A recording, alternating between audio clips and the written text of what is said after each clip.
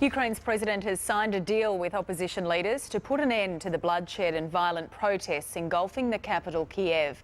He's agreed to early elections and a coalition government, but that might not be enough. Independence Square in Kiev for once at a standstill. The only sound, the chanting of priests as the coffins of 3 of yesterday's dead are ceremonially hoisted above the crowd. The death of so many for their cause is making it extremely difficult for those who lived to settle for anything less than total victory. The deal that was signed today by embattled President Yanukovych, opposition leaders and 2 European foreign ministers is less than total victory. It's a compromise that will see a new constitution and fresh elections later this year. When news of a deal came through, volunteer nurses in an improvised field hospital erupted. Though when the realization came that the hated president would remain in office for a few more months, their mood did become much more subdued. You were overheard warning them of the possibility of martial law if they didn't accept the deal. Is that a serious threat, do you think? It was a real possibility. That the army could have been sent in? To my knowledge, the interior troops were being readied. Little wonder, perhaps, that some protest leaders have no time for compromise and want the president both out of office and on trial. Yanukovych, go away from Ukraine. You are not a president here. Now, your hands are in blood. There is a deal. The deal may in time bring this crisis to an end, but that is not a certainty. Well, as we've been hearing, Australian Federal Police will give a news conference today following their apology over a raid on the 7 Network Sydney offices.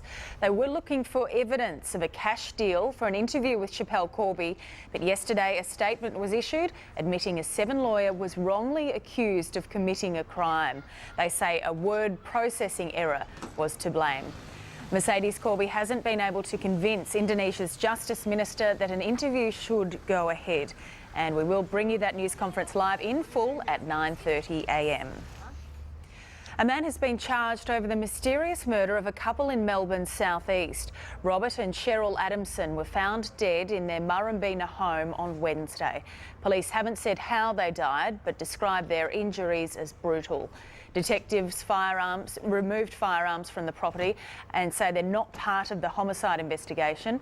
21-year-old Thomas Hemming was charged with 2 counts of murder last night and will face Melbourne's Magistrates Court on Monday.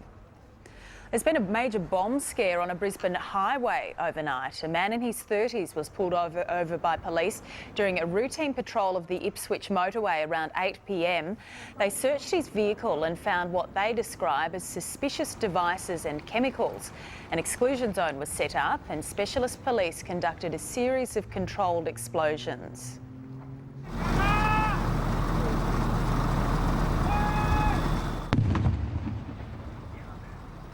The man is being questioned by police. Young students are being offered counselling after their classmate was killed by a falling tree branch in Sydney. 8-year-old Bridget Wright was pinned beneath the large branch just minutes after the lunch bell rang at Pitt Town Public School yesterday.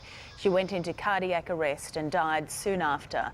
Year 3 teacher Warren Minton and siblings Thomas and Matilda Hurst are in hospital in serious but stable conditions. An arborist will inspect the tree over the weekend. Somalia's presidential palace has come under attack from Islamist militants. A car loaded with explosives was rammed into the front gate.